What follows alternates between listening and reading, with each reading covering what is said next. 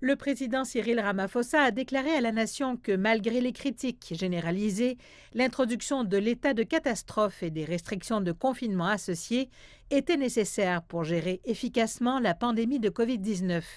Il a également permis la mise en place du dispositif contre la COVID-19 et l'octroi de subventions d'aide sociale, entre autres changements nécessaires.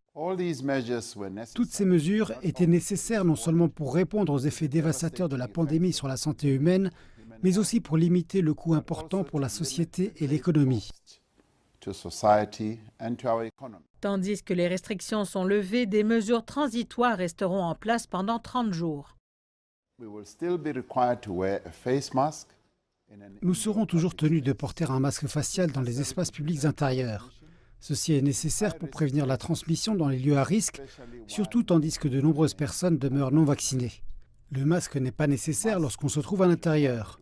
Deuxièmement, les restrictions existantes sur les rassemblements seront maintenues à titre de mesures transitoires. Les dispositions relatives aux voyages internationaux restent en place.